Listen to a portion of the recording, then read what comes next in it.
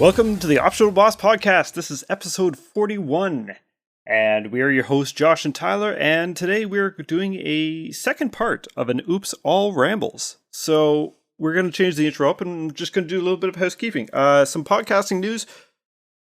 Our numbers have really increased, so I want to thank everyone who's been listening and taking the time out and checking us out. And to those who have checked out our new YouTube channel, because now we are on YouTube, youtube.com/@optionalbosspodcast. So you can go check us out there, leave us comments there. It's another avenue for you to write at us. We are also on Twitter and Instagram at optionalbosspc, so you can always find us over there too. But yeah, YouTube's exciting. It's something that we've been wondering for a while, and now that YouTube podcasts have actually entered Canada, we have that up now. So, wait, that's a thing? Yes. Oh, and I guess we're on it now. Yes. Cool. I like how I can now say like, comment, and subscribe, and it isn't just me making fun of things. Yes. And tell your friends. Word of mouth is great and all that kind of stuff. And if you don't like what we do, thanks for listening. But Just seriously, get so angry. Listen to these guys. Everyone who's been listening to us, who's been with us for this podcasting journey, just want to extend a heart-filled thank you, legitimately, because this has just been a great hobby that we've been enjoying doing every 2 weeks. And if you're still with us, thank you. And if you're new here, we tend to ramble. Yeah, that's basically all we do. That's essentially the premise of this episode. So aside from that, we're not going to do our standard intro because that's going to be part of the episode. It might as well be. So let's cue up some tunes and get to it.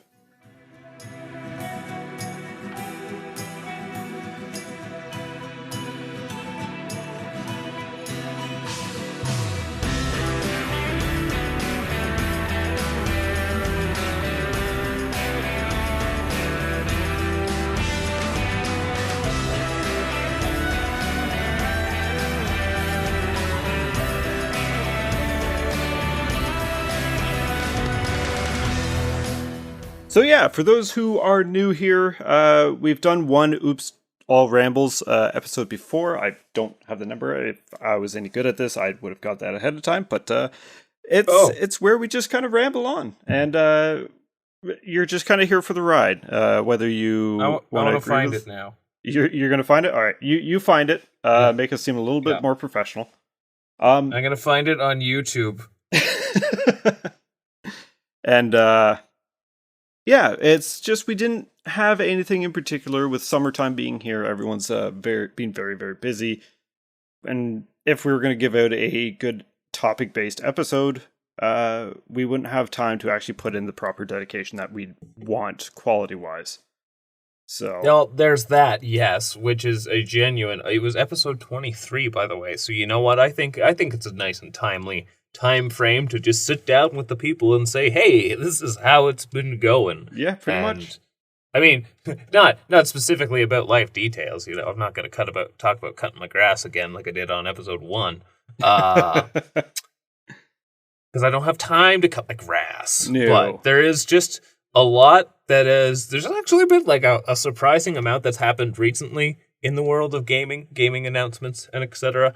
And there's all sorts of stuff coming out that I'm going to want to play, even if I don't have time. Stuff I've been playing now. Like, this is just a, hey, everybody, how's it going? This is what's up episode. So, with that said, what have you been playing? I actually, I think our last episode I said I started Dark Souls 3. I think so, yeah. This episode, I can say I beat Dark Souls 3. How'd you find it? And it was good. It was a good time. That said, though, somehow, and I might get a little bit of hatred for this, but at least first go around, like, don't get me wrong, really liked it, great game, and yet of the Souls games I have played, it is probably at the bottom of my list. Now, with that said, you haven't played 2. I haven't played 2. Okay. I haven't played Sekiro. Would you put it below Demon Souls? See, it almost feels a bit like a tie to me, but they are very different. So, okay, all right. If that's in the question, yeah, I would say I enjoy it more than Demon Souls. Demon Souls is really pretty though, so it's kind of It hard to be was. mad. Just But because you did bring up like Sekiro and stuff, it's. I figured Demon Souls is not to be left out of the question.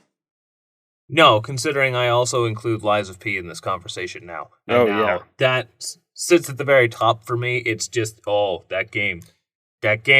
As But even much as I taking that one, liked Liza P, you were really digging Lies of incoherently P. horny for Liza P. Yeah, that's a good way to put it. You know what? It's because I'm a sucker for the whole like steampunky. Like I said, it's almost like a mesh of Souls and Fair. Bioshock, and those Fair. two things are just so goddamn cool. Like, I always want to revisit Bioshock. I should do that one day. But even taking that out of it, like comparing it to my fondness for Dark Souls 1, I think because Souls games are fun to play, clearly, but the gameplay is, though tweaked in its ways, kind of universal. Like the combat, as fun as it is, isn't why you come to these games. It's the worlds. And And the boss Dark fights. Souls, well, the boss fights are great. Yeah. Which okay, a little bit of sidetracked. I've been really interested in checking out the Kingsfield games, like the previous games. And it's really funny to see how like the common conception from people who actually enjoy the Kingsfield series think the bosses suck. It's the worst part of the game. To where they are now, and it's like the bosses are the best part of the game. Yeah. It's very much something that's built its reputation on these super punishing and intricate bosses. And I think another thing too is they almost harken back to just classic gaming and how bosses used to be. I mean, as someone who's very fond of Mega Man, which I will be talking more about later today, I have some shit to say. How, you get to the boss and you recognize his pattern, you lose a couple of times, you get at it, and then you win. Yep. Like, it is very retro in mind in its design, but very modernized. And I think that's one of the things that, I don't know, maybe it's just why it appeals to someone of my age in gaming.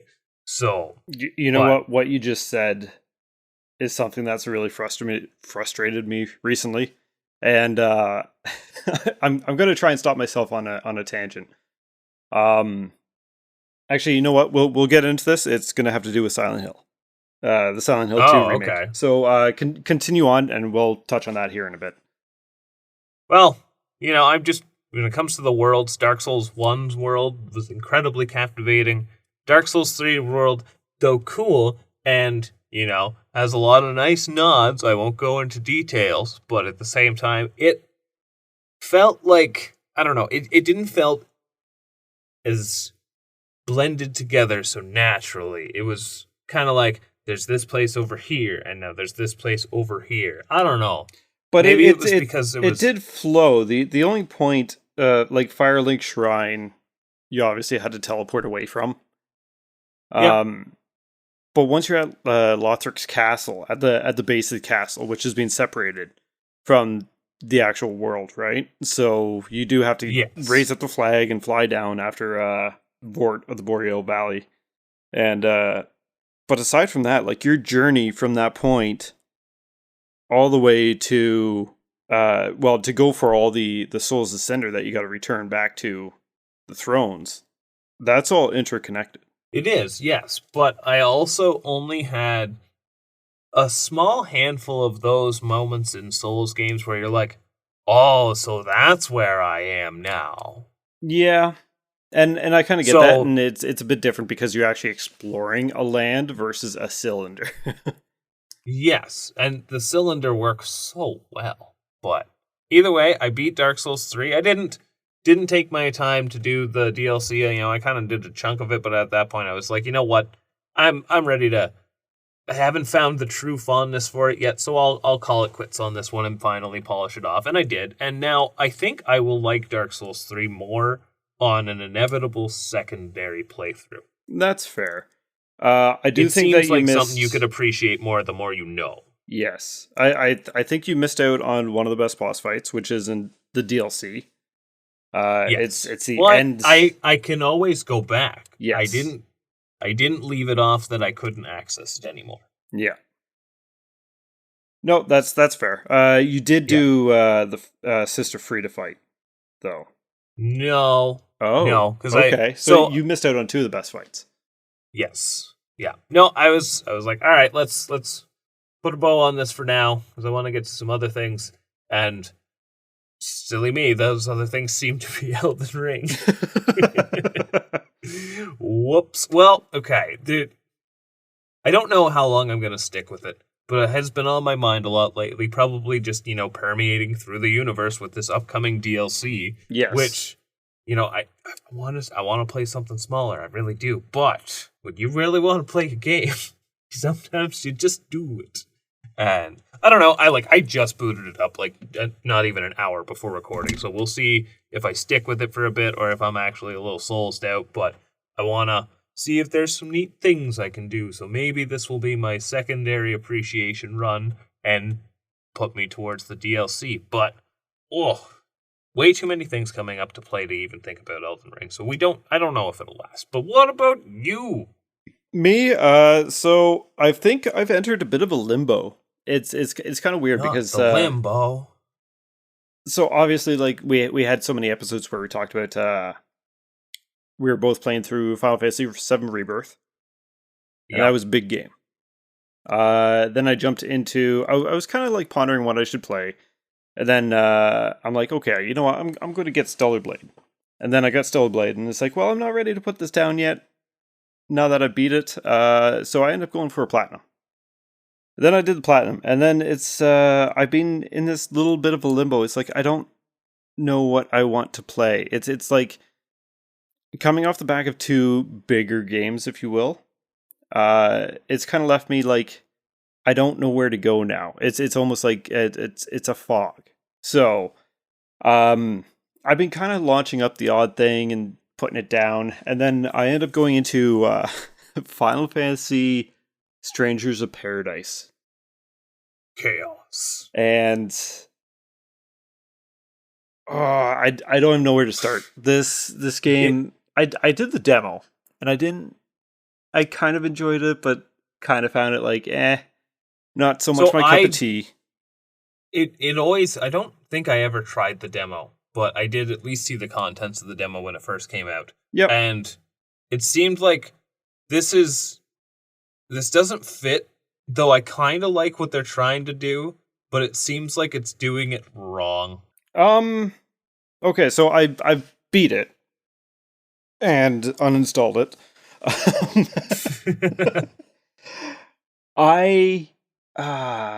For lack of better terms, I forced myself through it. I started it out, and it's like, okay, this isn't too bad. It's cheesy. It is what it is. It's Final Fantasy. It doesn't have to be serious. Whatever. It's not going to have as good writing as a mainline series. So I played through it, finished the first boss, and it's like, okay, then it brings you out to the world map, and it's like, okay, sure. And you kind of just pick the missions, and you exit a mission, and it's like, oh, okay, so now I have 300 items. This is more than you get in a Diablo game. I know it had a loot system kind of equip sort of deal, right? You can hold up to 5,600 items. And the amount of times that I maxed that out and then had to wait till I was at the world map to start getting rid of them. Because I understand the whole hoarding in a Final Fantasy mentality, but that kind of is a little absurd. Yeah. Well, I'd max out in one level. Oh my. So I'd wait till I'm at the world map, and then you can disassemble them, and then you can use that disassembled material to enhance your current gear. But here's the thing, you get gear so much that there's no point in enhancing your gear at all because you've already changed that gear out with something better. That feels so very mobile game gotcha that that's weird. I don't like that. And it's also, I think that's actually what put me off of a game I got really early into the Switch lifestyle. And this is a very obscure Nintendo published game. Any guesses? Tomodachi Life. I don't think that came to Switch. I have no idea. It is obscure. I know No. I know the name. That's about it. Marvel Ultimate Alliance 3. Okay. Yeah. And I think it's because it came out where there was like the height of a lot of like it was obviously when Marvel was at its peak with Infinity War and stuff. So there was also a lot of app games and stuff that were really popular, and it had a lot of those similar like find loot, but the loot you don't use, you kind of like trash it for materials for upgrades, and I don't, in en masse, it is uncomfortable. I don't like it. I don't like sifting through that much stuff to find one thing that might be incrementally better. So, and that's pretty much what Strangers of Paradise was. And it's so funny because I was just so deprived on what I wanted to do that I begrudgingly just went forward with it and just kept playing it. And then it's like I didn't want to try. I just wanted to see how the story plays out. So I changed it down to story mode. I didn't feel like really progressing. Then it's like, okay, I'm going to drop it. So I ended up looking up where I was main mission wise. It's like, oh, I only got 5 left. Well, fuck. Okay, I'm gonna stick it out. Whatever. I don't care anymore. The story is terrible. Everything is cheesy. The main character, all he does is, oh, shut up. I don't care about your memories. I'm just here to kill chaos. And then there gets to, you know what? I don't care about spoilers. There's a point when he's like, he just enters the room and then it's just like cutscene and he's just like, I've lost my purpose. It feels like I've done nothing. It feels like I've lost my purpose. It's like, I thought your purpose was to kill chaos. It's like, I've lost my purpose. It's like, well, let's just keep moving forward and continue on. He's like, okay. And then the rest of the game is like Jack trying to find his purpose, but he just wants to fight because that's all he wants to do. And it's like, what the fuck is going on?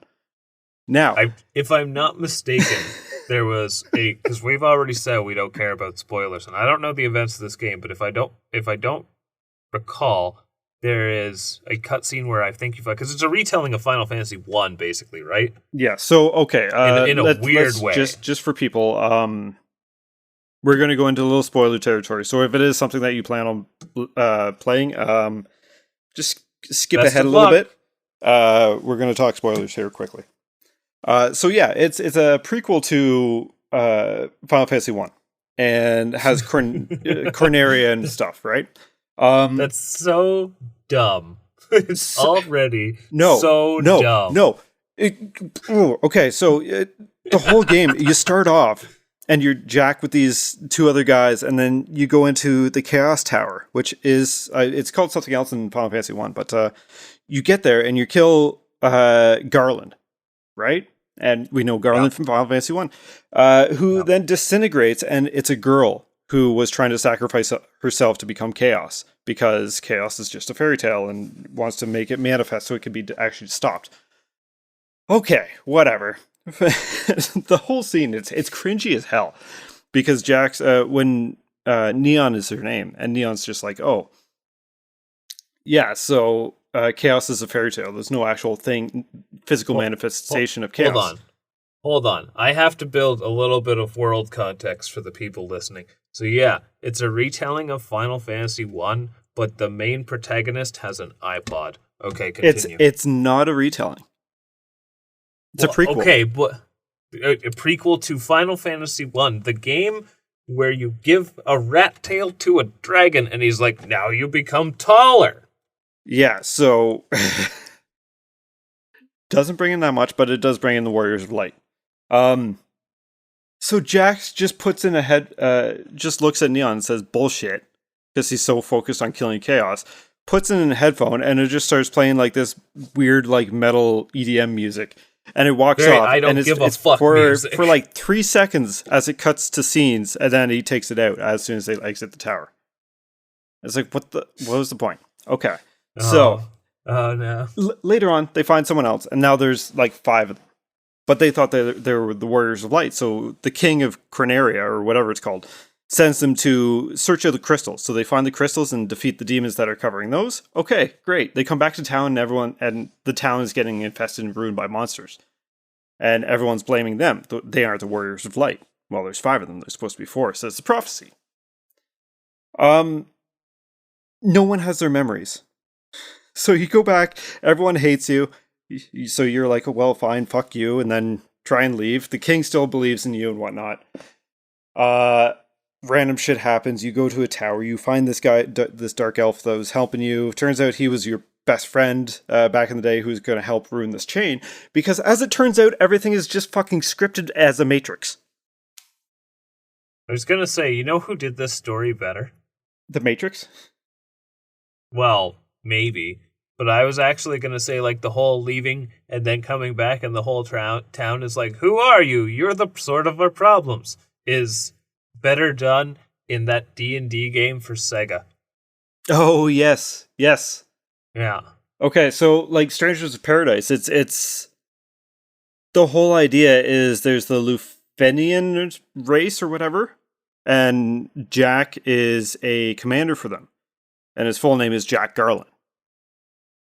Oh my god. Yeah. So the soldiers for the Lufenian army continuously get erased, and when there's an imbalance of chaos and light in the world, they just reset the world and start the cycle over again. Funny enough, actually, that whole point is something that's occurred in a lot of Final Fantasy spin-offs, like the Dissidia games. Because, so, there's this kind of, like, behind-the-scenes story now between the Final Fantasy games, and they almost have their, like, weird Super Smash Bros. Universe now. And, yeah, most of that's, like, the Dissidia games, where Chaos and... I can't remember what, but there is a name for, like, a basically definitive force for good god, are constantly at odds with each other. And, like, Chaos is Chaos from Final Fantasy 1. So he's, like, the ultimate evil of the Final Fantasy universe, per se, even though he's a bit of a bitch. And yeah, so, like, the Dissidia games, even the theater rhythms are essentially this same story, where it's, like, Chaos and the forces of good go to battle, and then shit resets again. And that's why, like, you know, it's always Final Fantasy, but it's never final. Well, here's the thing that was kind of interesting. So Jack becomes Chaos. No way. And I thought they did this really good, because as it turns out, the entire team that's been following you around knew this the entire time. Oh, they were the Warriors of Light. No. Oh. No. They were trying to stop the Lufenian army from resetting the world and just leaving the world to be what it is. So what they, like, there's little hints throughout the entire game that they kind of flash back to, and it is done admittedly decent. And it's not until, like, the princess is killed in front of you, and, like, they all had these egg crystal things that vibrate, and hers shatters, and it unlocks all of Jack's memories. So he starts remembering that, yeah, he's supposed to be protecting her. He said he would never leave. This is all that's been going on, and he tried to stop this before, but his memories were erased. So then he starts going a little crazy, and then his entire party kind of look at each other, and they're like, it's time. So then they just start berating Jack like nothing. And then they all start fighting him. And Jack is just trying to fend them off. And he's like, what are you doing? And just like, he doesn't understand what's going on. So you're fighting all your teammates that you've been leveling up the entire game. And their whole idea is to kind of enrage him to the point now that he's lost his love. He's lost everything that was actually meaningful to him. After his flooded memories come back. Now he's losing his entire team. Become Chaos. And so he starts flipping out, and then he's like, okay, I'm going to go after the Lufenian army myself, now that he's killed all his buddies. But as it turns out, no, he actually didn't. Because when he kills the Lufenian army, and kills what is resetting the timeline, he rewinds time 2,000 years into the past, and gathers his buddies that helped him out. And turned him into the Chaos. Four Fiends. Yes. Oh, they did the Final Fantasy time loop. Yeah. Yeah. So, but just the whole scene where the teammates go against him and everything, and it's like, hey, it's time, and it starts flashing back during that fight on, like, just the whole reaction. That was the best bit of the game. Everything else sucked. At least it had a good payoff. That's it. You can't say you got absolutely nothing out of it. Yeah. So, but I will take your recommendation to not. Well, I'm glad I didn't spend money on it. It was in the PS Plus Now or whatever. like yeah. that. Yeah. That. So, anyways, yeah, I was playing that. I beat it. Fuck, I don't know what to think because it had a good payoff, but I fucking hate that game. I think you need something you can enjoy. So, I didn't know what else to play. After that, it's like, well, what do I feel like now? I'm just browsing the catalogs, browsing what's on my shelf. It's like, oh, I got all these games I haven't played yet that are in the backlog that I should be getting to, but they aren't just jiving with me right now. So I pulled up my 3DS and started playing Mother 3, and simultaneously I started another playthrough of Silent Hill 2. Gee, that's a greatest hits pairing if I've heard one on this podcast. Yes. Who knew? I just needed some comfort food. That's like me booting up Trials of Mana and Mega Man X2 simultaneously. Right? It's comfort food. Mother 3, I am just entering Osho Castle with Duster. Silent Hill 2, I'm just done the hospital section, and I just entered the Historical Society. So those of you who know Silent Hill 2, that's where I'm at. Just pretty much there. I think I got the Historical Society, and then I got the hotel. And then, yeah. Now, there's been some gaming events that have come up. We had Summer's Game Fest. Before we had Summer Games Fest, we had a recent State of Play. Right, the State of Play. Yeah. What a yawn. I'm happy for the things that people are excited for. With that said, they did show Silent Hill 2, the remake. Yeah. Which obviously, like, I've been advocating. And this is where, because they also had a Silent Hill transmission after. So it did like a 15-minute gameplay section of Silent Hill 2 remake to actually show it off. It looks great. It actually legitimately looks great. I hope it handles as good as it looks. A couple of things. Angela, the character Angela, looks a little off-putting, but at the same time, how do I say this without being... She's a victim. And now this is where I'm going to get a little pissy with internet. Seeing people shit all over Bloober, and yeah, maybe they do deserve some of it because they do make, allegedly, and based on ratings, subpar games. Like, they do have their fans. So why would you trust a quote-unquote mid-developer with something as beloved as Silent Hill 2? I think they are legitimately, like, taking criticism properly, and they're doing their best to hold it to a certain standard while keeping the original intact. And I've talked about it before, like every time that they show something off, people just start bitching. At first it's like people were saying, oh, okay, well, what's the combat going to be like? Because the combat was terrible in the original. Yes, it was terrible in the original. So what did they do? The next trailer that they put out was a combat trailer. Oh, this is just going to be Resident Evil 4. It might as well just be Leon. And it's like, oh my god, shut the fuck up. Yes, there's combat in it. We knew this. We were asking for it. This is what you guys wanted. Then they had the people trailer. Don't know what they want. People are stupid. So now, and there's also the whole, oh, it's not subtle enough. Like, they're hitting the nail way too on the head because there was a spot in the trailer that you saw, reap what you sow, written in blood. And it was just like a wall texture. It wasn't like even brought to the forefront. And it's like, okay, but when you go to Neely's bar and it says, if you want to see your wife again, you should just kill yourself. But you might be going to a different place. It's like... It's pretty on the nose. Yep. Or in the first quote-unquote dungeon area, I don't know how to... puzzly area, if you will. There's a dead end with a stairway, and written on the wall in blood is "to hell." It's like... No, these games are... Yes, they have a serious subject matter to them, but they also do kind of take the piss. Yeah. And well, I mean, there's aliens. A road that you run down. I shit you not. In the original, and bodies just start flying from outside of the fog. It's not like they're running at you or anything. It looks like they were flung off a catapult, and they just start landing in the middle of the road. Huh. It's like... that good old classic jank.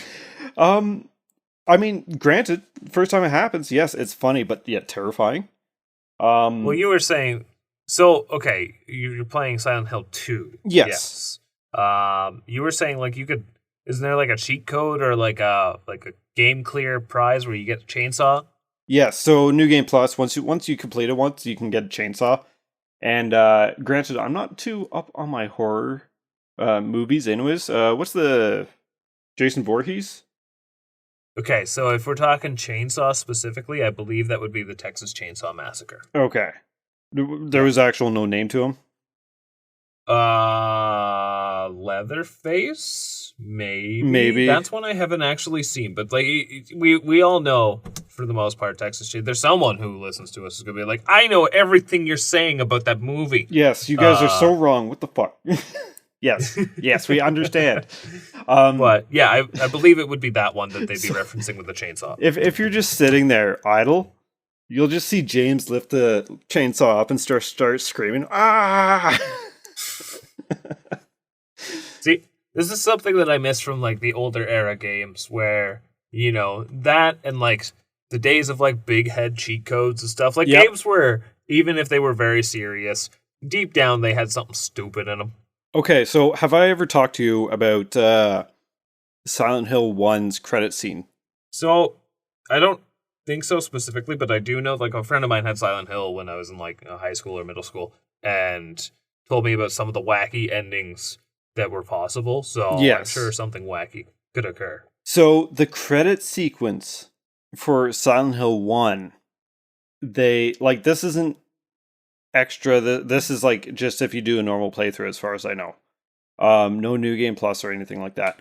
The credit sequence is animated characters as if they botched their lines, like a blooper reel. That's cool. And that's actually a really cool kind of like, especially for such like a serious tone game. Yeah. And it's like, I love the first 3 Silent Hill games. 4 I did drop. But they all have stupid little endings that you can unlock if you do certain like wacky things. I haven't actually got any of them, but I know of them. Silent Hill 2 has one where you can find out that a corgi, I think it's a corgi, is controlling all the events. Yep. And then it plays a dog theme woofing in the Sound of Music to the end. And it's but then they all have alien abductions and then crossovers. So I think now I've never seen it, but I feel like all of these things are because I think Silent Hill was hugely inspired by Twin Peaks. Yes, Twin Peaks and Jacob's Ladder. So I feel like these are probably nods to that, but I couldn't say for certain. I've never seen Twin Peaks, so. I've seen Jacob's Ladder, and I can see a lot of Silent Hill and Jacob's Ladder. Like, I could see where they got the influence from. But, I'm quite excited for the remake. I'm hoping for the best. Everything I've seen so far looks promising. Haven't seen anything on Eddie, which I was really hoping they'd show the one famous line. There's monsters running around everywhere. How can you sit there and just eat pizza? Oh, I was hungry. Hopefully they bring back more of the more tongue-in-cheek stuff, kind of like how Resident Evil 4. It's not the one to compare to, but like, is everybody at bingo? Like that. Yeah. So this is how much the Silent Hill fandom is swallowing itself because they just want to find stuff to nitpick about. So in the hospital, there's a section where Laura, a little girl, traps you, and it actually ends up in a boss fight. And it's like, so James is stuck in this room, Laura's locked him in the room, and she's just very upset with him, doesn't want to deal with him, so wants to get away from him. And so she just starts taunting him, and he starts hearing noise, which is the boss, Flesh Lips, I think the name is. And ew. Yeah, it's nasty. And so he's like, come on, let me out, you little brat. And people were complaining about one of Laura's lines there in the remake where he's like, oh, shut up, fart face, or something like that. And it's just like, fart face, really? Like, this is the best the writers can come up with and whatnot. It's in the original. The whole fart face thing is in the original. It's one of those things where I feel like it benefits from feeling a little bit like a B horror movie. It does. Like, it has a very, very serious tone in the subject matter, but it's not in your face about it. No. So, it's... Yeah. And on a high note, it's little trivia fact, all the dead bodies around Silent Hill that you come across is actually James Sunderland. It's his body character model. Oh, that's neat. So you don't actually know until it's not like a metaphor. Oh, it is. It's not like a metaphor. It is. Oh, I just figured it was just like saving for storage limitations. No. Oh, okay. No. There is an area where the developers have said, yeah, it's just because it's a game and they needed to put an enemy there. And it's because they moved one of the boss fights as a normal enemy in the hotel. Abstract Daddy. Gotta say the names because they're weird. They are weird. But it's like Pyramid Head is you only see him with his giant blade after you take the knife away from Angela, who is looking to possibly do something bad to herself. And that's when he starts, because every other time that you come in contact with Pyramid Head beforehand, he has no weapon. Oh, he's just scary. Yeah. Well, first time you come across him, it's through bars in the hotel or in the apartment buildings, and he's just staring at you. It's like, symbolism in Silent Hill.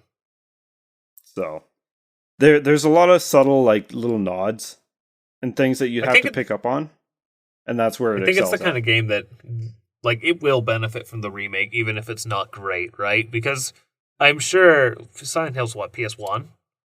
Silent Hill 1 is PS1. Silent Hill 2, 3, 4 are PS2. And I think Shattered Memories was as well.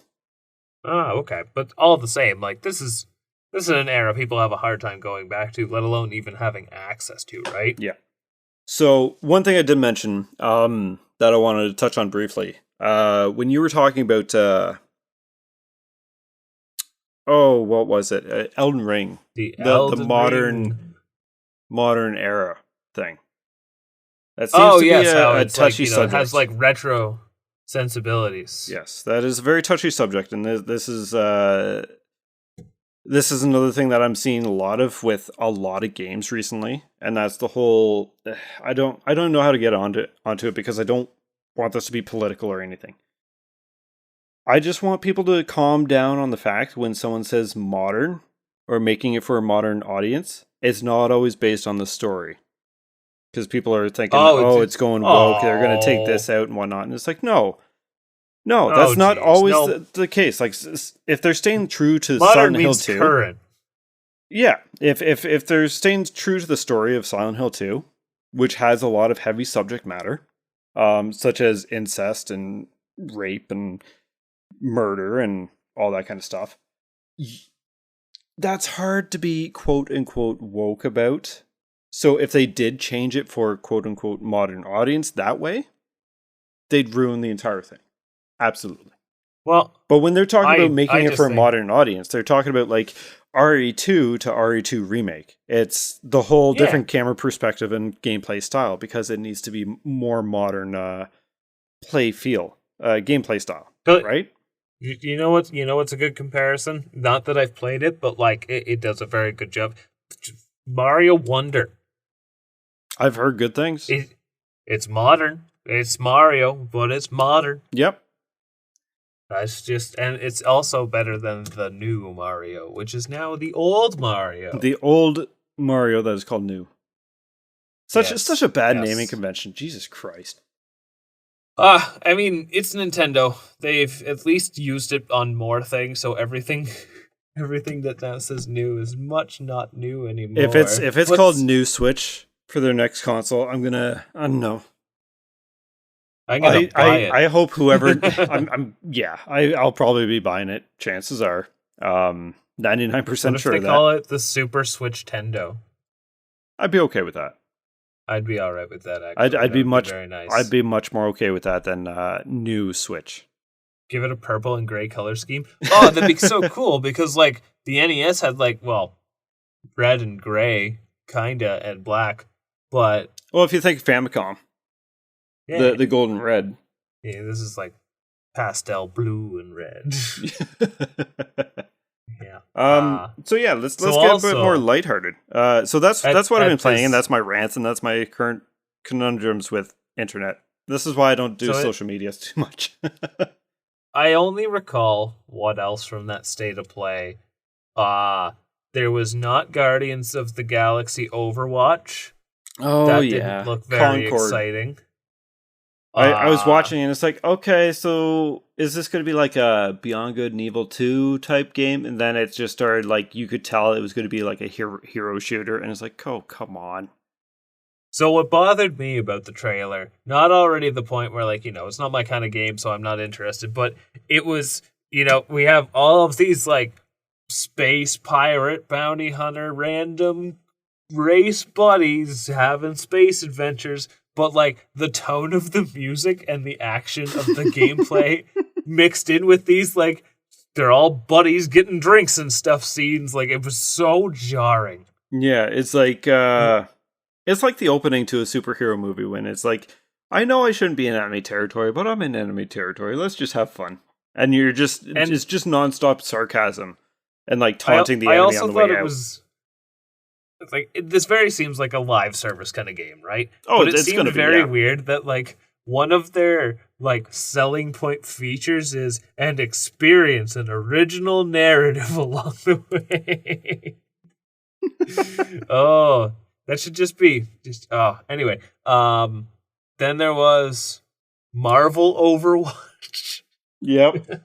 Another quote unquote hero game.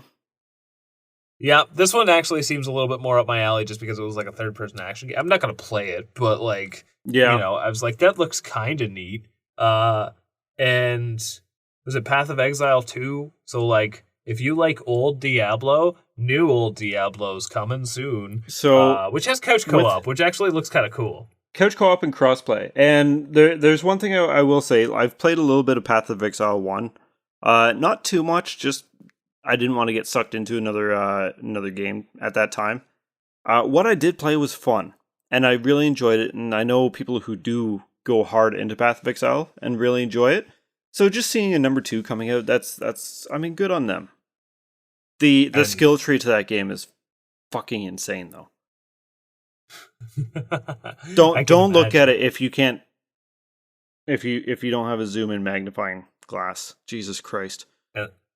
But other than those things, the only other thing I remember from the state of play is that they put out a new trailer for Monster Hunter Wilds, which, as cool as that is, like, new Monster Hunter game I think is nowadays a big deal, and I'm stoked. Like, I wouldn't mind trying something super new and modern, but, like, it's not news to me, because I know it's coming. We so knew it's about like, it. We're looking for that's things your to big be like showstopper. announced, right? So...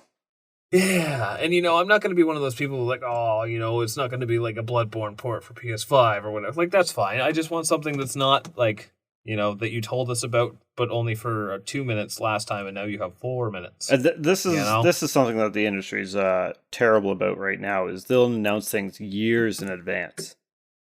See, I think like the best placement for something like that kind of an announcement is at the beginning of the show, right? Something we already know about, but it'll get us hyped for more stuff.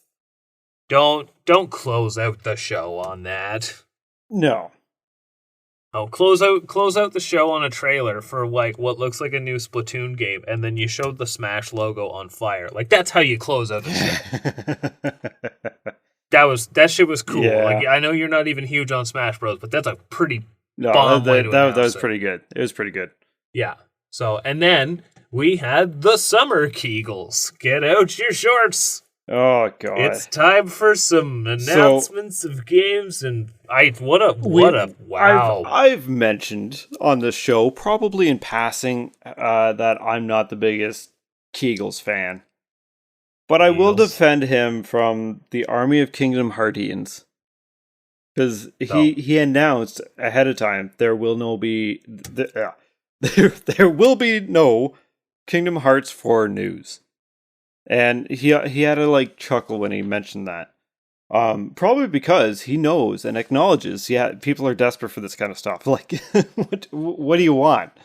well, and I think people are even more desperate for Kingdom Hearts 4 news after Square was like, so we're not going to do a lot of things. Yeah, Like, but people were online possibly even Final Fantasy 7. people were just bashing him for it, and it's like, come the fuck on, guys.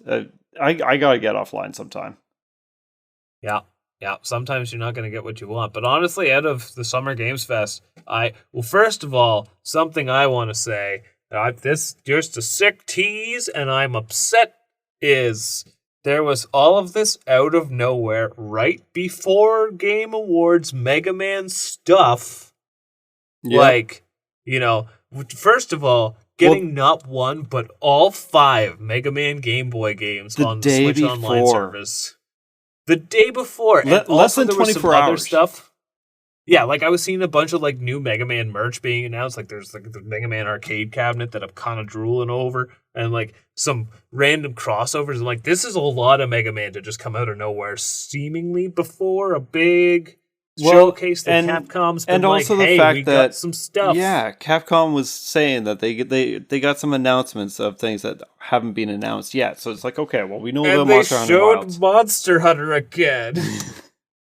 Did they show anything else? They did. They Okay, showed I something don't else. remember the name of it, but it's that like heavily traditional Japanese inspired. It was like a strategy tactics action Right. game. Yeah. And don't get me wrong, it's very pretty, but it's not what I want, and it's especially not Mega Man. It's not our style.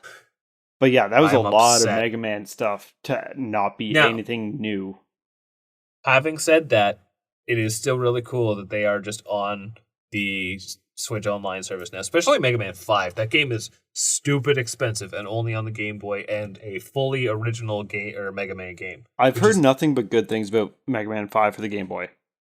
like, yeah, it's a Game Boy game. It's not going to be as like solid as obviously a console Mega Man game, but like it does some cool stuff. It's a completely new thing. Like it's if you've done it all and want a little more, here's something decent. And like 1 to 4, they're not bad, but they're very they're very much like here's Mega Man on the go back in the day. Yeah, and you know what? If you play them knowing that, then there's no issue.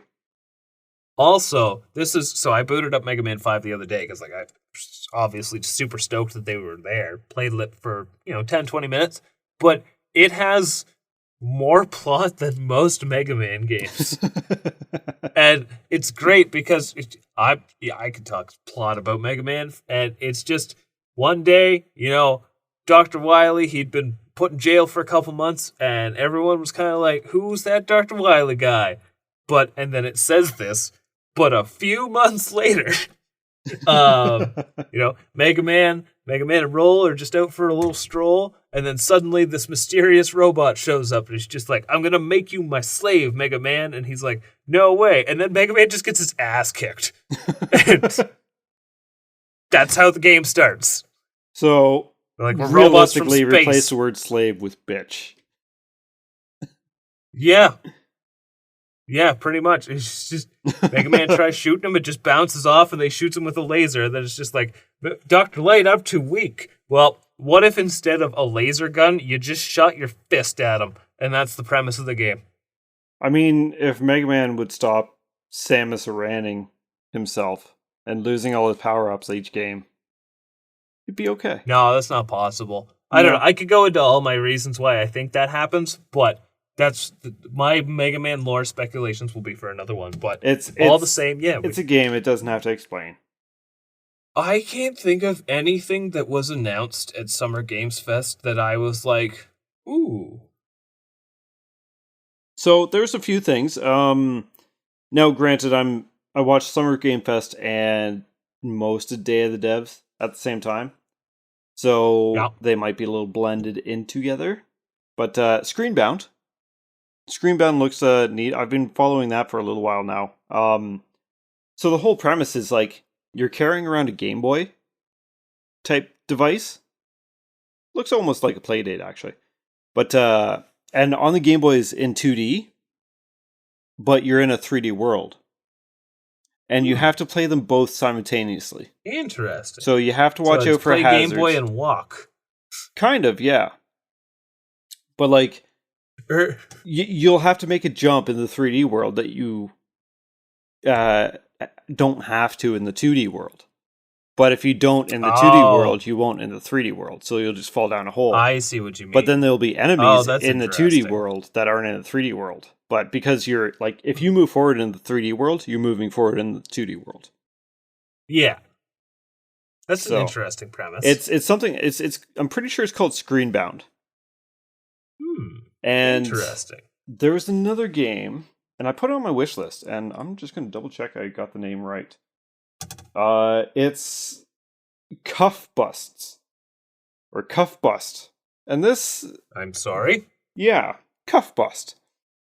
And it looks like... I don't know if they're supposed to be mice or koala bears that have no fur, but you're essentially in jail and you got to try and escape. And it's a party game with friends.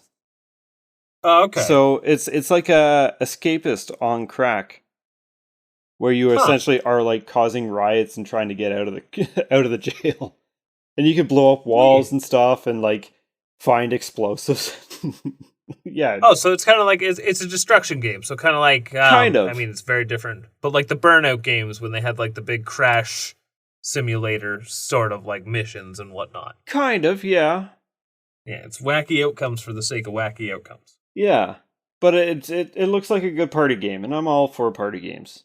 So that looked kind of neat. Nothing wrong with it's by like one or game. two developers, something like that. So that's not bad at all. I'm trying to think of what else was announced, and God, I'll be damned if I can't. I'm actually think of just looking it up because there was Lego Horizon, which is okay. So that's bizarre because that's coming to Switch. I know, and there was something else I think that was like very Sony that was coming to different consoles. I can't remember. There was a new trailer for Atlus's new Not Persona, which looks very Persona. Oh, Metaphor. Yeah. Yeah, which I don't have any interest in, but you know, I want to see how it does and see what the reception is like, and maybe I'll check it out. Again, given my RPG status, I don't know. In like 2 weeks. This is the only thing from Summer Game Fest that actually like piqued my interest, and it is the Mighty Morphin Power Rangers game, Rita's Rewind. Oh, right. So this looks good. Not up my alley, but this looked really good. This looks like the Ninja Turtles game that came out last year, the year before, Shredder's Revenge. Yeah. You know, just a solid retro throwback beat 'em up, and like I haven't looked too much into it, but it seems to be based on like, you know, the original Power Rangers, and like I've got some nostalgia for Power Rangers. I definitely played the shit out of, I think it was just called Mighty Morphin Power Rangers for the Super Nintendo, and like it's not great, it's not bad, but it's just a single player like side-scrolling beat 'em up. It's very basic, but it's Power Rangers, and then also sometimes you had the Megazord fights, so that's more than enough to appeal to me. And the music was also pretty solid. It seemed pretty good, so Power Rangers always had pretty... I mean, the main theme is just hardcore as fuck, so can't use it because we're on YouTube now. We get demonetized, but all the same. Still, pretty solid. We might be able to use the Super Nintendo version. That would be pretty cool. Maybe. But, yeah, that was actually it for Summer Games Fest that really did it for me. So there's a couple things that I saw that I thought was neat, but not up my alley. Actually, no, something that was neat that was up my alley is fucking, oh god, what's his name? Sam Hall, I think his name is. Guy from Remedy. Coming on stage, doing a little jig, and then being like, yeah, Alan Wake 2 physical coming out, and also DLC coming out in less than 24 hours. Surprise, bye. Oh, yeah. So is the DLC going to be on the physical, or? Yes. So there's been nice. a little confusion about that. So the physical comes out in fall, and there's going to be a deluxe edition and a collector's edition. The collector's edition is being done by Limited Run Games, who we've talked about on the show before. The deluxe edition, apparently you can get it at GameStop. And I saw that, it was going to be available through Amazon and stuff too. Yep. So that's going to have the DLC that they just announced on it. Any future DLC will probably not be on it. All depends on when things are going to be printed. You may have even said on this podcast, I'd like to give Alan Wake 2 a go if it ever got a physical, and now it is. And now it can. So, yeah. It's a nut up and shut up, and I'm going to do it. Yes. So it's funny enough, actually, on the topic of things getting physicals. So, not to get into a whole discussion about limited run games, but they've definitely been on the getting my money campaign lately. So there was Rogue Legacy 2. Yep. Animal Well. And those have already been ordered for the future. They finally announced, I think the day of Summer Games Fest, Turok 3 finally getting its physical. So now I can complete that trilogy, and hopefully one day. Now, Night Dive hasn't remastered. I think it's called Turok Rage Wars or something. There's a fourth one for N64. So that's not Evolution, all be right? Complete. Evolution was GameCube, I think. I think Evolution was like GameCube and stuff. Yeah. So, but all the same, Turok 3 physical, sweet. They also announced the physical for Clock Tower, which has my interest. Just because I don't know what it is about it, but an old school horror game for the Super Nintendo, kind of neat. You know what I'm really mad at? Just that. So they announced 2 Tomb Raider packages, Tomb Raider Chronicles or whatever, and the Tomb Raider 1 through 3 remasters. Yeah, awesome. And I wasn't originally going to get the. I'm just going to call it Chronicles. I don't remember the name. I don't know if that's actually its name or not, because there is the Tomb Raider Chronicles. But I wasn't going to get that pack. I was just going to get the remasters. The more I was waiting on the remasters to show up on limited run, it's like, okay, well maybe if I'm getting 1 through 3, I might as well get the other 2, and then I could just have all 5 on the Switch. Nice collection. Finally came out. Ordered them both, so they're on order. They're gonna show up one day. The 1 through 3 remasters are coming to retail. Oh, damn. They're up for pre-order at GameStop. And it's like, oh, you assholes. Especially because you bundled that order, so to cancel one, I don't even know if you can, but it would be such a huge pain in the ass. Oh, I was so upset when I saw that. It's like, because I could probably get it faster through GameStop than I could with limited run. Oh, you know what else is coming to retail? What's that? Jurassic Park Collection. Yes, that one we've known for a while. Yeah. So it happens a few times, but you know what? I'm never disappointed with my the more people that can get things like that, yes, absolutely. I want my physicals to gain value, but at the same time, I want more copies of games that I enjoy out there in the wild. So you know what? There's one game we both have that I'm sure it's depreciated a lot. It had quite the high price tag, but I'm glad got a retail physical. Is Blasphemous. That game deserved to be accessible by more people. Yes. And you can check it out on episode 25 of the Optional Boss podcast.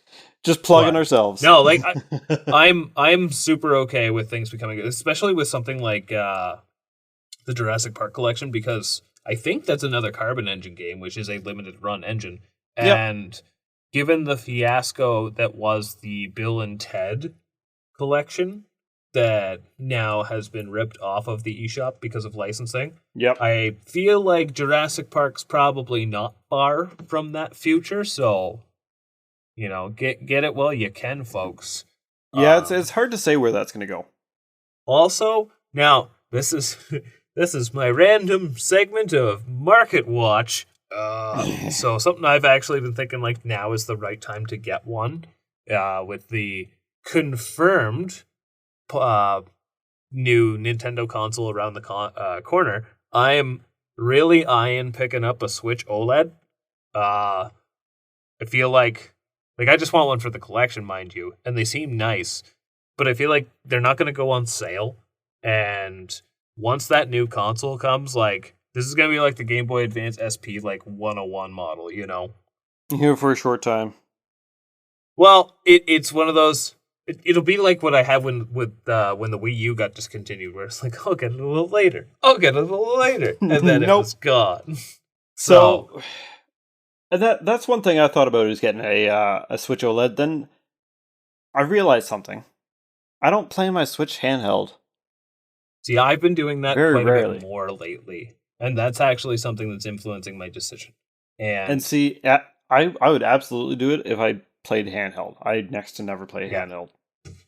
it depends on the game, and funny enough, I think a lot of it has to do with the fact that there's a lot more Game Boy games and Game Boy-like games on the Switch that I have. Funny enough, one of the games that I was playing recently that I didn't beat, I should have, because I think it's only got like 5 levels, but I picked up a physical copy of, it's a port of an obscure Game Boy game called Trip World. Okay. And it's, I'm not going to say it's like Kirby, but it's very much in that same vein of it's just like a simple kind of cutesy platformer, but at the same time, like really well made.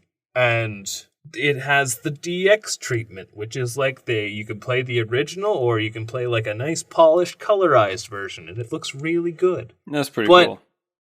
game like that, it's neat that I can boot it up on the TV, but it just kind of feels more natural, just kind of kicking back and play it in handheld while I got something like on the background on the TV or something. Yep. No, So, that's absolutely fair enough. Getting a lot more love out of the handheld nature of this. Oh. So I think, actually, I did this Market Watch stick in the last episode, where I mentioned how I pick up Slave Zero X for the Switch because, I heard bad things about its performance, but I figured because of its bad reputation, it wouldn't sell well, right? So, boy, was that performance bad. So, reviews were accurate. Okay, so reviews were terrifyingly accurate, actually, because everything I'd seen about this game, it was like level 1 plays just fine, and you'll get super into it, and then once you get to level 2, this game fucking chugs, and it's horrible. And the worst part is like when I first booted up the game, there was an update, and I was like, okay, well, I'm going to play it without the update, get that far, and see how it is. And surprise, surprise, it chugs. So do the update, boot it up the next day. I don't know what the patch did. Did fix it. That's localization. For sure. And the worst part about it is, it's such a cool game. See, that hurts even more. It hurts so much. Like so the whole thing with Slave Zero X, I think it's supposed to be like a spiritual successor to a Dreamcast or Sega Saturn game. Like it's a really obscure game. But all the sprites are pixelated and all the environments are polygonal. And they've all got that kind of like PS1 vibe to them. And just in the opening of this game, I had this interestingly like sense of nostalgia and joy just from its visuals. And it's a good looking game for like going for that really chunky retro style look. Yeah. And it's a very fast, very precise, almost like it's got combo based inputs, like action, side-scrolling beat 'em up, but like that's not exactly giving it the right identity, but very fast, very twitchy. You got to do parries and stuff like that. And when that frame rate dips to the degrees that it does, it is actually impossible to play the game properly. No. And like I come from a generation where you play games and they have slowdown and you deal with it. This is not possible, and it sucks. Well, there's bad. slowdown like in the NES games that you could almost use to your advantage. It's like, I'm going to hit something, I can quickly change course. Right? Yeah, no, this is the point where like your inputs can't be read properly because the game cannot keep up. Yeah. And that is genuinely disheartening. So, yeah, Slave Zero X on the Switch, don't recommend, which is really sad because it looks really cool. Hopefully they actually fix it one day. They might just abandon it. And just a random little tidbit, same with Disco Elysium, which is unfortunate. It has some pretty nasty slowdown. And, it sucks. I've seen that game physically on sale for Switch for quite some time, and it's just like, yeah, but I think there's a reason for that. It might have a patch by now that's fixed that, and I see that there has been updates pushed out for it that gives it some stability and whatnot. But after playing it on PS5 like last month or 2 months ago or something, I guess it was probably before Rebirth dropped. It was very much one of those, oh, this is how it's supposed to play. Yeah, Not given that, that not that the speed is that important, but still. No, it just helps with the overall just feel of the game, right? And yeah, like given that I have to play that game this year, I am going to be doing so on the PS5, which is, I'm starting to. I'm not as Switch for everything as I used to be. I'm definitely starting to get a lot more choosy about what I play on what, which is why later this month, actually, I am super excited to pick up Shin Megami Tensei 5 Vengeance. Ugh, what a mouthful. And it's great because it's the original that was exclusive to Switch, and this big massive DLC campaign, which they do with the SMT games. This has actually kind of created a lot of ire in the SMT community, because it's 5 felt unfinished when it came out. I even said this, and I was like, this game will benefit from its inevitable re-release, where it has that's more, something that they do all the time, right? And that's exactly what happened. And a lot of people are pissed. They're just why don't you just hang on to the game and finish the game? And I get those sentiments, I really do. But I also kind of like that they do it still. I don't know, you don't get too mad. Well, people started getting mad at Pokemon for doing the exact same thing, actually. But even still, when Pokemon does it, it is pretty much the exact same thing with a bit of new content, as where every time they do this with SMT, it's a whole new take on the story, right? Right. So originally SMT3 came out just as is, and then what we now have known as Nocturne, which is the version you can get on the Switch and stuff. Not only does it have Dante from Devil May Cry 2, everybody, come on, it actually added probably 30% of that game's actual plot. And if you think about it, they've done that with Persona too. I don't know to what extent. But 5 and 5 Royal, they have very, very significant differences, do they not? Yep, and same with 4 and 4 Golden. Yeah, SMT4 and 4 Apocalypse are 2 completely different stories that take place in the same scenario. And yeah, I actually like this kind of re-release structure. It is a little fishy just because this contains the original game and the new game, quote unquote. But I also think they did this because now it's not Switch exclusive anymore. So getting it on the PS5, this game that a lot of people didn't play because it was on Switch can now be enjoyed, which I actually think is really good. Yeah. So no, absolutely.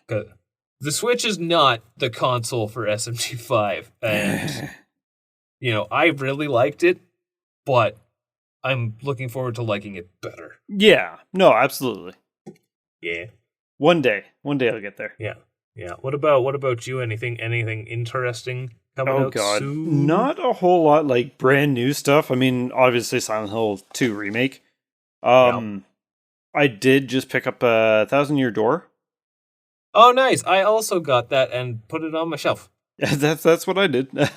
I'm looking at it though. I do want to boot it up, but also here's the problem I'm having is SMT.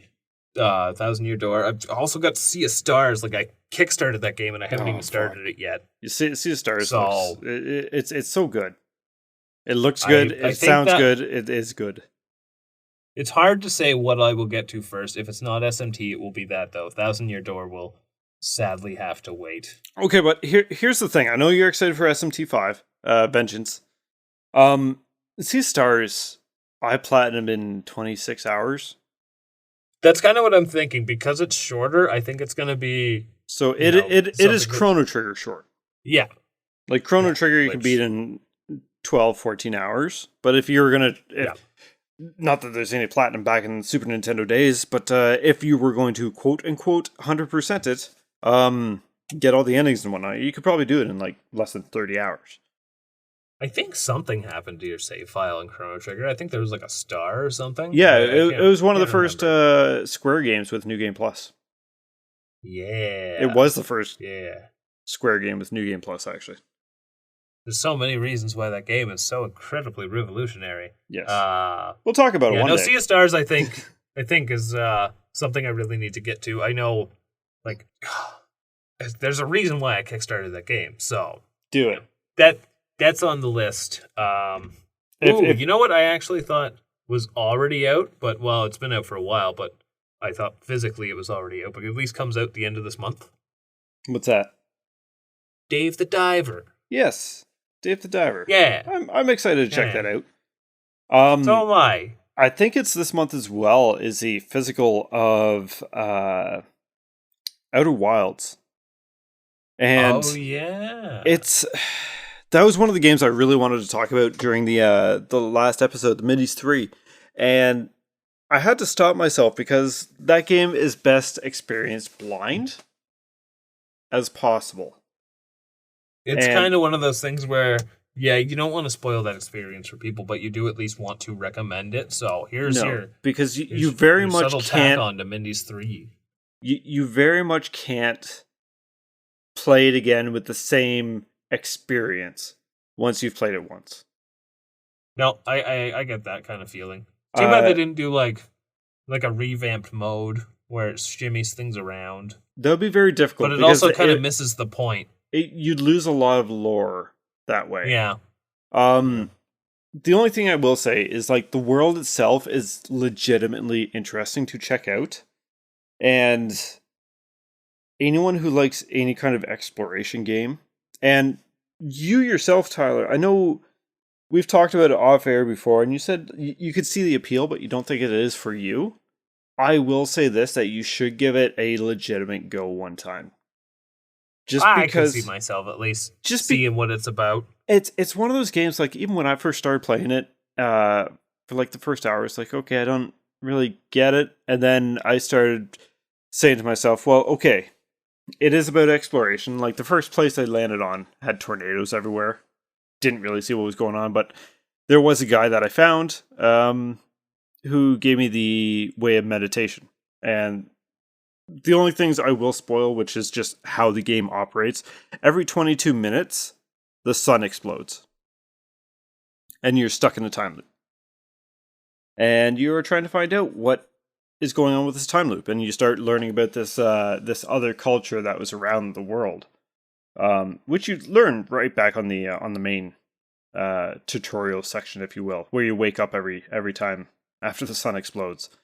And about the Nomai, and you're trying to find out who this Nomai is and like what is causing this actual like time loop that you're stuck in. Why do you keep waking up gasping for air at the campfire right before launch day? And the more that you get into it, you start like it tells the story in a sense of like you're following these legitimate people, researchers who were clearly very technologically evolved, trying to find out pretty much the same thing. They saw that the world was coming to an end, or the universe was coming to an end, and they were trying to stop it. And then themselves became extinct. Ah. So you kind of have to piece everything together, almost like a Charlie Day with the red string meme. Oh yeah. But it also keeps track. So like on your ship, you do have a board. So when you're researching things and finding things and taking pictures of things, it keeps track of all your notable things. So it's like, okay, here's the main node, and here's some of the things that it varies off that you have an idea of, and here's something that you don't really know, but you know there's something else here. So it does give you like some way to actually progress through and try and find out, but you really do, like, the end result, not that I'm giving anything away, is a culmination of a lot of the things that you had to try and learn. But it's not like a tutorial teaches you how to do it. It's things that you actually had to try yourself. And like, you see the twin hourglass planets, and it's like two planets that circle each other, but the one has little mass, one has a lot of mass, and it's pulling sand off the one. So if you go to that planet first, you can actually get down to ground level and like explore. Where if you go later on when the sun's about to explode, the sand is all going to be on that planet now, and the other planet's going to be empty. So it's very time sensitive too. You can kind of plan your route, like based on what you know. Very much, and just observation. It's funny how just the description of like, you know, the whole figuring it out as you go and using what you apply to figure it out. It's funny how similar that actually sounds to Oberdin. Kind of, yeah. That's a lot of deduction. Completely different way, but all the same, like it's still you're piecing together a puzzle, right? Yeah. Yeah, it's a very good game. I highly recommend it to anyone, and if you like exploration, definitely highly recommend it to you. If you like detective things and trying to figure things out, highly recommend it to you as well. It is a legitimately good game, and not that it's a scary game, but it has some spooky moments in it, and some that keep you on the edge of your seat. And if I you like a know, you little, know. I like a little bit of spookiness every now and again, but I'm guessing it's like a degree of like the piano in Mario 64 spooky. No. It's more if you make too much noise, you will be swallowed Neat. by something like 4 times the size of you in the ship. Yeah, I think I have a good idea as to what that could possibly be. But yeah, Outer Wilds, the physical edition with the DLC is coming. I believe it's end of this month, end of June. So who knows when you listen to this episode afterwards? It might already be out. I think the only other things I can think of on the horizon that I'm looking forward to, there's Gravity Circuit, supposed to be sometime towards the end of this month. I think that's supposed to ship. Yep. Which that is kind of why I haven't played a Mega Man game lately. Because you're playing that Gravity Circuit?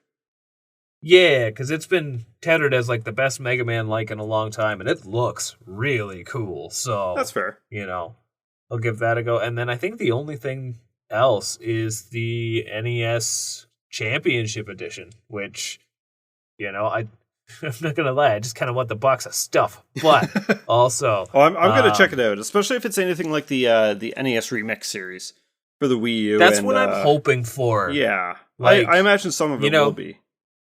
Even if it's not like as wacky as NES Remix, where it was just like, take out Tanukis, but as Link. But if it's just, let's say for Mario 1, it's like do the 1-up trick with the shell at the base of the stairs, like stuff like that. I'm down for like skill challenges. Fuck yeah. No, absolutely. Something that I have been kind of curious about, just because of how much praise it has, and just knowing the developers behind it. Cocoon is getting a physical edition. Oh, and see, that's another one that's like not really up my alley, but I do think it's a really cool concept. I think it's more up my alley because of their previous games that they've made. Because unless I'm wrong on this, but the makers of it also worked on Limbo and Inside. Yeah, and those were both actually very probably their least fucked up looking game. Now, mind you, I mean, with these developers, you could just wait. All depends on the end. Save all its fucked up surprises to the end, but yeah. Something I did, I did put on pre-order. So if anyone is actually interested in this, and us being indie lovers, of course I'm going to get this. Just because it's the only way I know that a physical is going to be released for this. The Doinksoft collection, which has Gato Roboto, which had its own individual release. Demon Throttle, which I already have on my shelf as an individual release, but it also has Gunbrella. Yeah, Gunbrella was one that I was waiting for a physical for a while, and I have both Demon Throttle and Gunbrella, which, again, it is kind of funny that it's keeping the whole meme alive of it's the one of the only physical Switch games, and still to my knowledge not available digitally, which is a bit of a dick move, but funny that it got a compilation release as well. Yep. And yeah, so I'm kind of torn because I have 2 out of the 3 games, but I really want the 3rd game. So I'll probably get it. It was one of those things. I didn't really know what to do, but I just kind of went for it. Well, I really like Demon Throttle. I didn't get too far into Gato Roboto, but it is very true to original Metroid. So the Gato Roboto that did get a physical edition, though, did you get the replacement cart? Because when it first released, there was a game-breaking bug on it, so it needed an update. And one thing that Special Reserve, I think it was. Yeah. One thing that they pride themselves is you don't need any updates. It's playable off the cartridge. So when they found out that it wasn't playable off the cartridge, there was a game-breaking bug on it, they kind of had to replace a bunch of cartridges. Oh, see, no, I don't think I did that. So you may have a busted version. I might have to pick up that collection now. So if that's one way to sell you, yeah. Anyone listening, the Doinksoft collection. It 3 probably good games in one. Gato Roboto has good. Demon Throttle, Tyler's talked about it a bunch of times. It's fun. Gunbrella looked great. Gunbrella look wacky. It also like another one that I hope gets physical, and I think it's not the same developers, it is the same publisher, is Pepper Grinder. Oh yeah. Yeah, Apparently Pepper Grinder is a looked pretty good. lot of fun. Yeah. So It well, has one of my favorite things, momentum. Momentum is a lot of fun. And also it's like, it's nothing like Drill Dozer, but I feel like it's appealing to a lot of people who are like, we want a new Drill Dozer game. Yeah. I'd be down with that. They're never going to do it. They're too busy making Pokemon games, but still.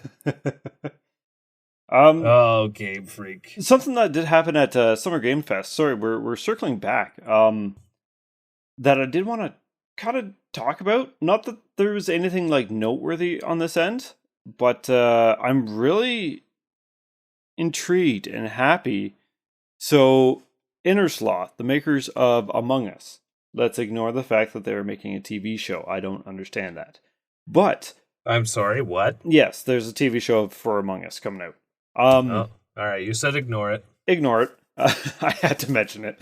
But one thing that they're doing that I really, really appreciate, and granted, I don't know the logistics, and maybe there is something shady. I don't think so. The Innersloth is very low amount of people. Like, there's only 2 or 3 of them. They are taking the excess funds from their success that they have got from Among Us and merch and all that kind of stuff, and they have started what's called Outer Sloth.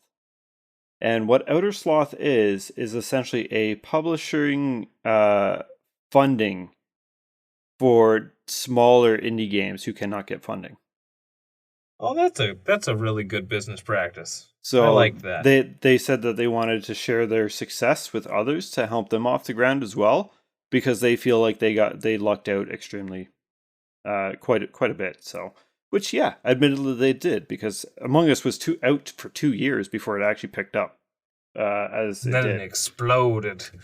It always weirds me out seeing that Among Us physical edition, because it's nothing. Yeah. But Outer Sloth, that whole business practice, I really enjoy that, especially given how the industry, like we've talked about it, like it could be argued up and down, left and right, if the industry is about to implode on itself. I personally think it kind of is, but thanks to indie games, I think it's there still are people out there with passion in what they do and what they want to make, and they are making games that do have a bit of risk to it. Like, I think it's less of an implosion as much as it is a shift in the landscape. No, I think it's imploding on itself. They're spending way too much money to make all the high fidelity graphics and all this kind of stuff. Not making enough. We're seeing layoffs everywhere. And then just overall reception on everything coming out is just meh. Well, we're in a tough spot when they're giving Yar's Revenge a sequel. And we're getting a lot of remakes and stuff, which isn't always a bad thing. But I like a nice remake. It's very much where we saw movies a few 10 years ago, where no original ideas, where they're recreating movies. Ooh, right? Ooh. Speaking of an original idea, so we've rambled for quite a bit today, but I think one thing we should before we close out this getting to be lengthy episode, we have one more bit of big game. Well, not big game news. I guess we'll know soon, but I believe this month there's supposed to be a Nintendo Direct. Is there not? Yes. They said June. They said June, and no, nothing will be on the next console. Yes, so we know not to speculate anything on the Super Switch Tendo. But what do you think we might see at this upcoming Direct? Because it's an interesting time in the Switch's life now that we know that it is fully in its twilight.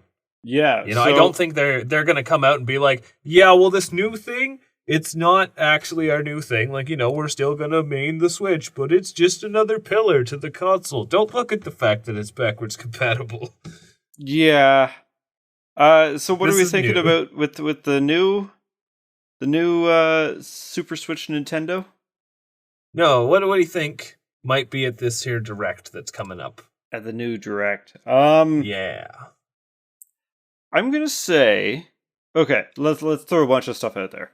We're gonna see a brief section on the Luigi Mansion 2 update remake. Yeah. because you have drilled into my head, end of every Nintendo's console, there's going to be a Kirby game, so I'm going to say Kirby. I'm really expecting to see something Kirby before we close out the Switch, whether it is a full on release or if it's just like another like Kirby's Dream Buffet, like something Kirby. I guarantee is going to happen. Yep. I wouldn't be surprised if we see something Metroid. I would like to see something Metroid.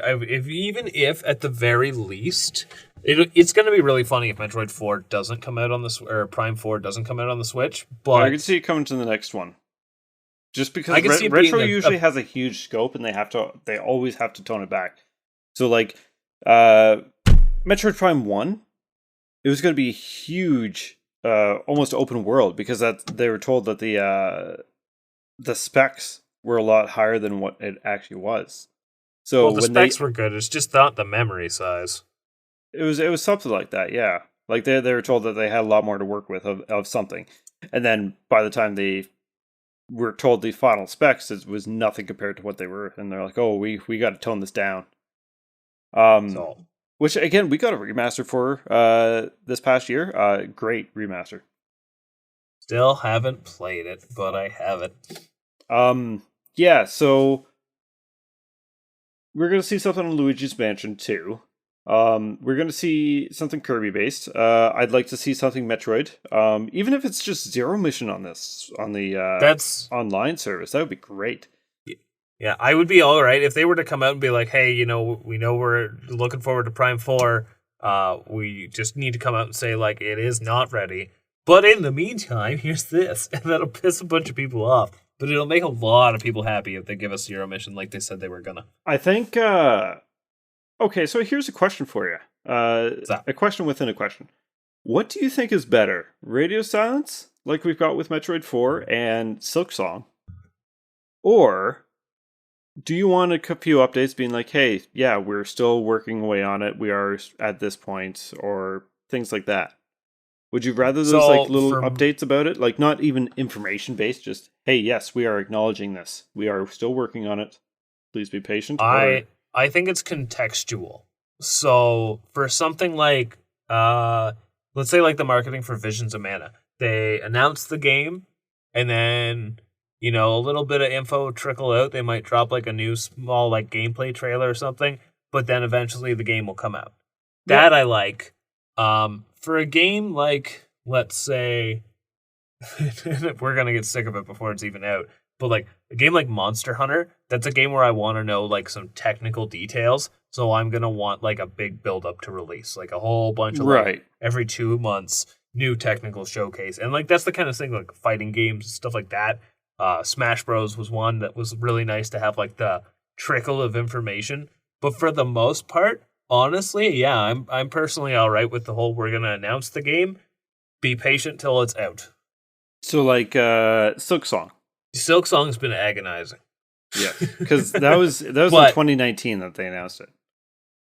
Oh my! So that was 5 years ago. Yeah, about people 5 years ago. About the wait this month. Yeah, people complained about the wait for Tears of the Kingdom, and I know, like, obviously, different sized teams and budgets and etc. But it's just funny to think that, like, people are like, was supposed to be DLC, and it took forever, and it's the same thing. Yeah, like we haven't heard jack shit on Silk Song, and that is a little annoying. I'd like if they, at least every year, yes, we are still working on it. Here's this quick screenshot of it. Die, everybody. Yeah. I think we're gonna get something dumb announced, like a really unfortunate new Mario sports-esque game. I mean, we could get a good one, don't get me wrong, but the track record hasn't been great. Here's a good Mario Golf. We're gonna get a really obscure remake or remaster, because this is the thing, Nintendo is gonna be all about the remakes.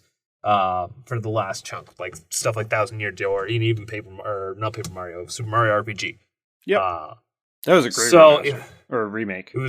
It was fantastic, but that's most likely their catalog. So, you know who hasn't had a game in a while, actually, but not so long that it doesn't seem like it's been too long, is Yoshi. Hasn't been a new random Yoshi game in a while. I don't They know if ran we'll out see of one. arts and crafts. Yeah, they need to find something different, like Yoshi Glitter World. oh my. Yoshi's world made of garbage.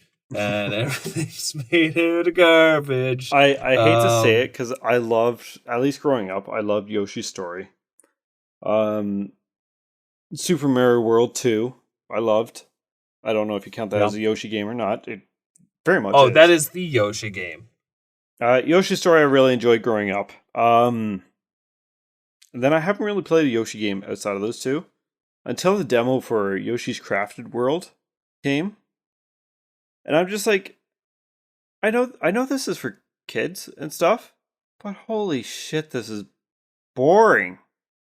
So I think it was either called Yoshi's Island DS or Yoshi's Island 2. I can't remember, but it was the one that came out on the original DS. And that game wasn't good. I think I did check that out. That was the one that instead of just Baby Mario, you had also Baby Peach, Baby Wario, Baby Donkey Kong, and Jesus. I think Baby Bowser was also one you could eventually get. And it was just tedious. It was the most tedious game. Like, not only do you got to escort the babies, you got to switch them out because, like, I think Donkey Kong had, like, a ground pound. All Wario had was just a big magnet, so it was easier to get coins. Like, it wasn't a good game.